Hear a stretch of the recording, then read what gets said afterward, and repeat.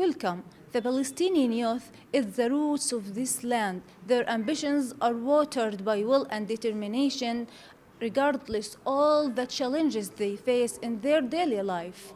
In this meeting, we will talk about the Palestinian youth and their reality with our guest, Mr.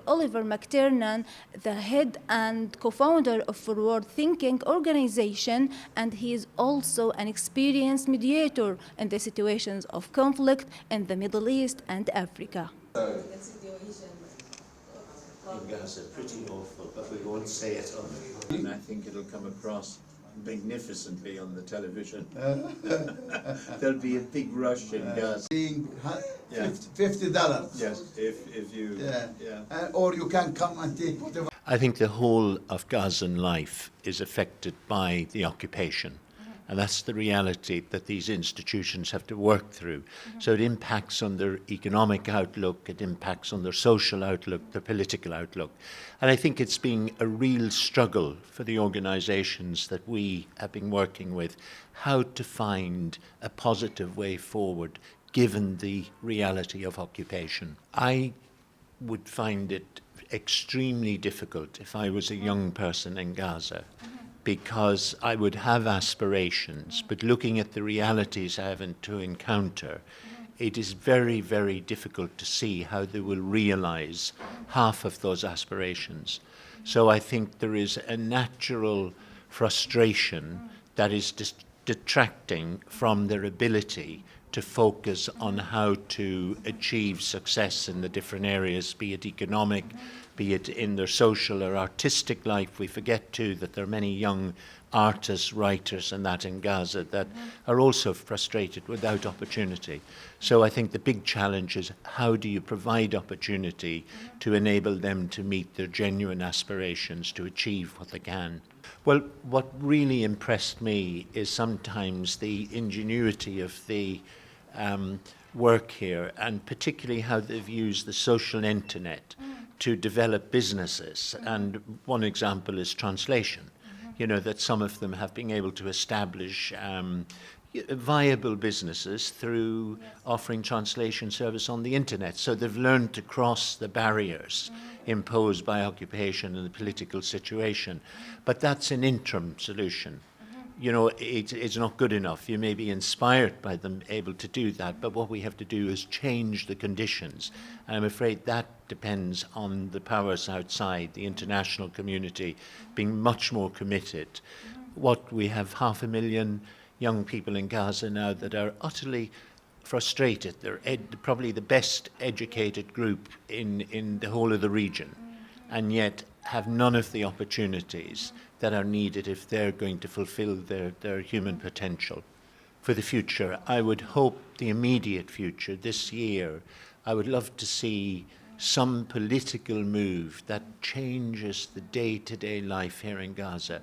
It's impossible for outsiders to understand what it's like to live without the certainty of electricity.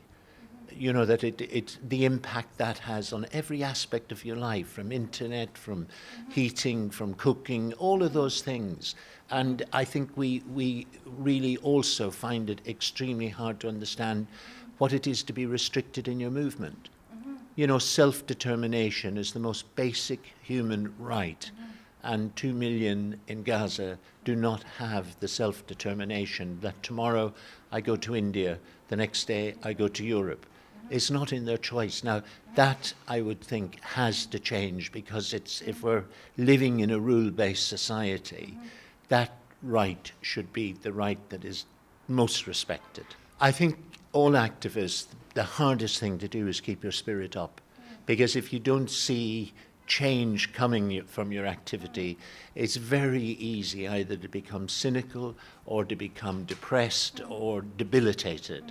So my hope is that every day they will face the struggle that life puts before them with a sense of confidence and a sense that, yes, beyond the clouds, beyond the gloom, there is a reality of a blue sky, and that image will keep them working till they achieve their purpose.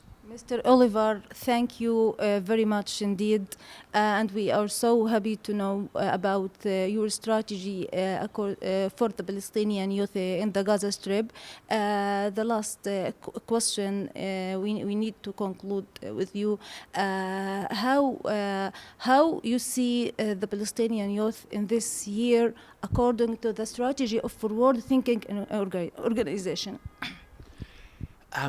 I'm not quite clear of this, how the young, could you just repeat that, as I'm not quite clear of the question there. According the strategy, your strategy in the forward-thinking organization for the Palestinian youth in Gaza in this year. What we want to do this year is what we're here for now, for this meeting with Jordan and myself, is first of all to listen to the youth. But from the last meeting, we took that they are interested in learning know-how of SME, the small medium-sized enterprises, how to set them up. So we're hoping that we will get experienced people able to come into Gaza and give them actual practical advice on how they can do this. I think that's the best thing we can do, and I'm taking that from what Jordan learned from his last meeting here a few months ago. Thank you very much. Thank you.